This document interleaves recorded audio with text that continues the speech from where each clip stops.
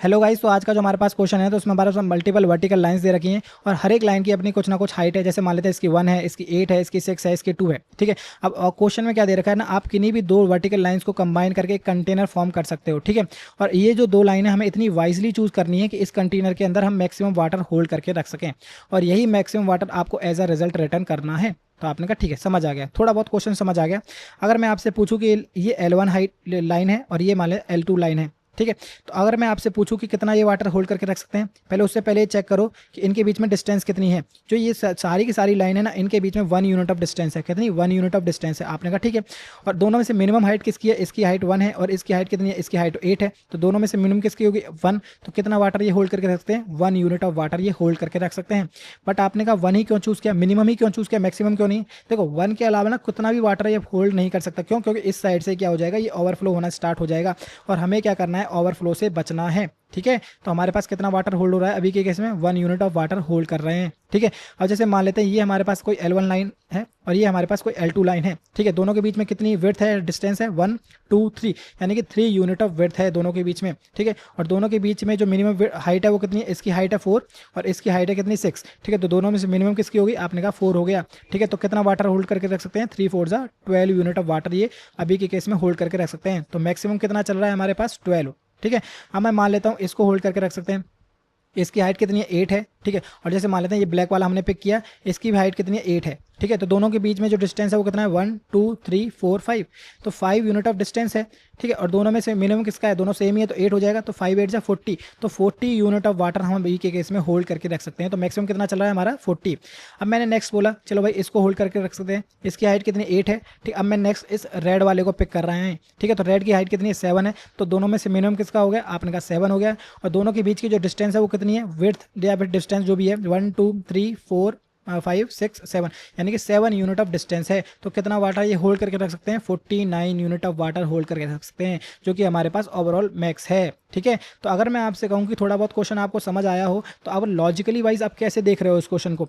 अब मैं कह रहा हूँ लॉजिकली वाइज भाई इस लाइन को हमेशा के लिए यहाँ पर फिक्स कर दो, इसको फिक्स कर दो L1 को, और हर एक लाइन के साथ कंटेनर बना के चेक करो और उसमें से चेक करो कि भाई मैक्सिमम रिजल्ट कितना आ रहा है। ठीक है। तो जैसे मैंने L1 को यहाँ पर फिक्स किया, L2 को नेक्स्ट टाइम यहाँ पर फिक्स किया, फिर यहाँ से हटाने के बाद L2 को यहाँ पर फिक्स किया, फिर यहाँ से हटाने के बाद L2 को मैंने यहाँ पर फिक्स किया, इस तरीके से यहाँ पर फिक्स किया, इस तरीके से मैं लास्ट तक फिक्स करता जा रहा हूँ। ठीक है।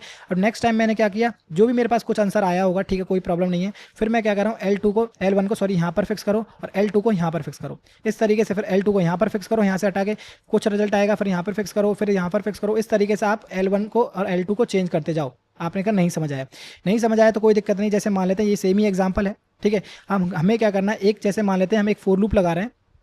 ठीक है। जिसमें आई की वैल्यू को कर देते हैं 0। यहाँ पर हमारे पास आ गया, ये आई 0 पे। ठीक है। और कब तक चलेगा? आई शुड बी लेस देन चलेगा, जो भी हमारे पास लेंथ रहेगी वो। ठीक है, इस तरीके से।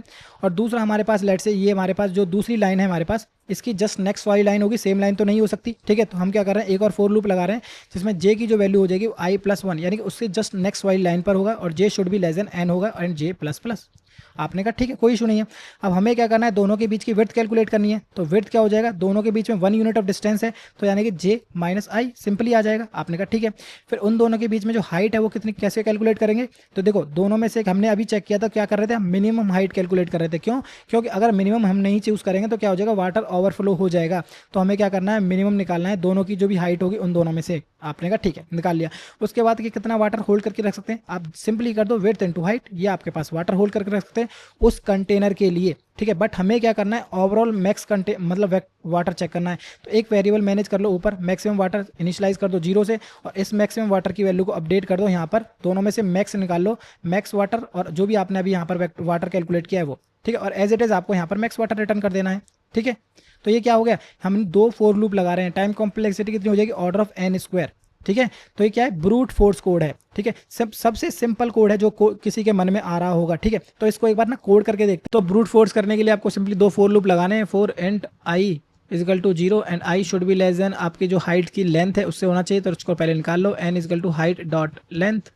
अब i should be less than होना चाहिए एन से, एंड आई प्लस प्लस। इसी तरीके से आपको सेकंड कंटेनर निकाल लो for int j is equal to i plus 1 and j should be less than होना चाहिए एन से एंड जे प्लस प्लस। अब देखो दोनों के बीच की जो विड्थ है वो कैसे निकलेगी, int width is equal to क्या हो जाएगा जे माइनस आई, क्योंकि जे आपका बड़ा है, आपने कहा ठीक है।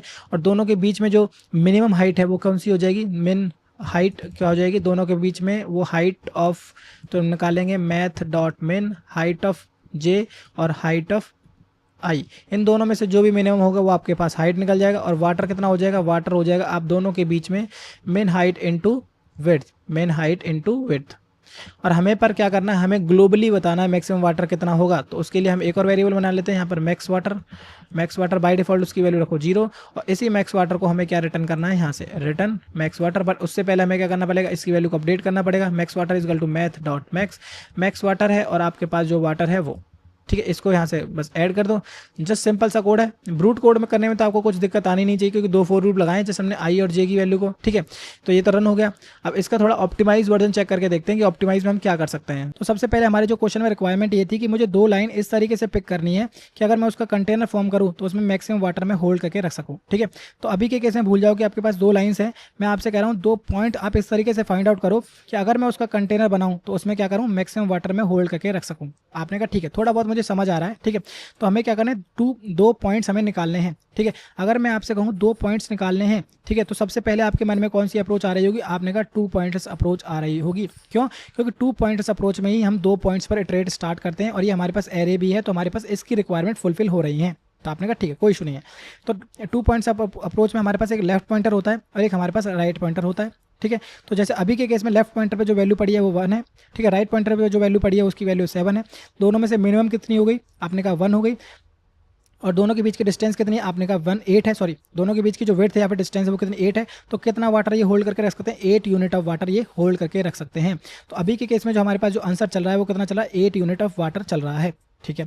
अब देखो 2 पॉइंटर्स अप्रोच में मेरे पास नेक्स्ट टारगेट ये होता है कि भाई लेफ्ट पॉइंटर को आगे लेके चलूँ या राइट पॉइंटर को पीछे लेके चलूँ, ठीक है। तो अभी के केस में जो हमारे पास ये चल रहा है उसमें हमारे पास जो लेफ्ट पॉइंटर की जो वैल्यू है वो स्मॉलर है राइट पॉइंटर से, ठीक है। अगर हमारे पास ये कंडीशन आ रही है तो हम लेट से हम ट्राई करते हैं राइट पॉइंटर को हम पीछे लेके आने की ट्राई करते हैं एक बार, ठीक है।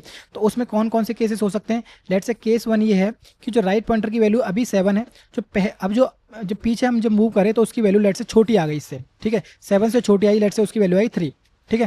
तो अगर मैं आपसे पूछूं अब कितना वाटर ये होल्ड करके रख सकते हैं, अभी भी पावर किसके हाथ में, इसके हाथ में है। क्यों, क्योंकि मिनिमम यही है।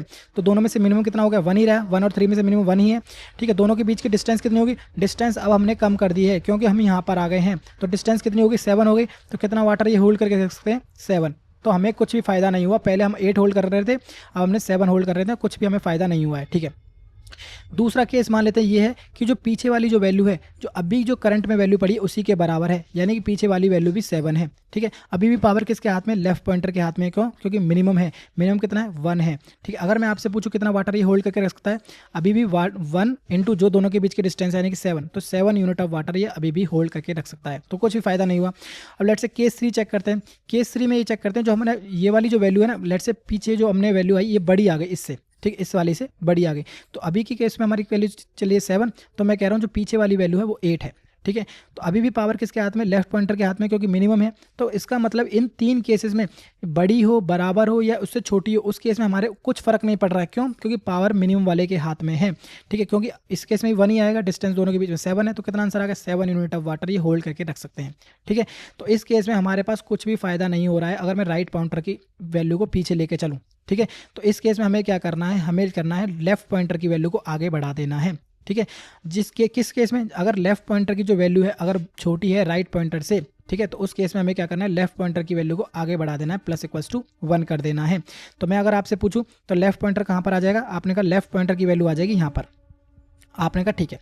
अगर मैं अब आपसे पूछूं कितना वाटर ये होल्ड करके रख सकते हैं, आपने कहा देखो यहाँ पर 7 है, ठीक है, यहाँ पर 8 है, दोनों में से मिनिमम कितना हो गया, 7 हो गया, ठीक है। दोनों के बीच की डिस्टेंस कितनी है, 7 है। आपने कहा 8 माइनस 1 यानी कि 7 है। तो कितना वाटर ये होल्ड करके रख सकते हैं, 7 इंटू 7 यानी कि 49 यूनिट ऑफ वाटर ये होल्ड करके रख सकते हैं।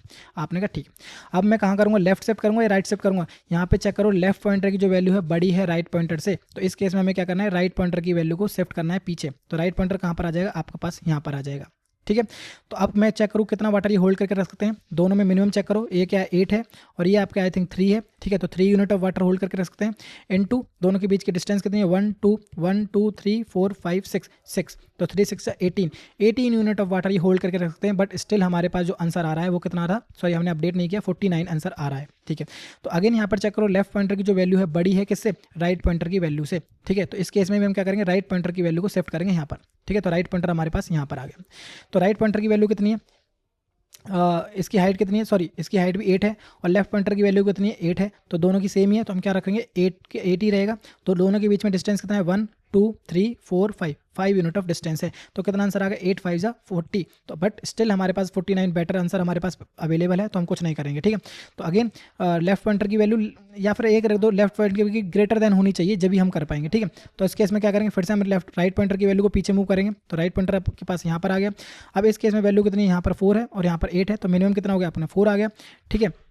और दोनों के बीच की डिस्टेंस अगर मैं चेक करूँ कितना आएगा 1 2 3 4 डिस्टेंस है, तो कितना आंसर आ गया 4 4 जा 16 आंसर आपके पास आ गया।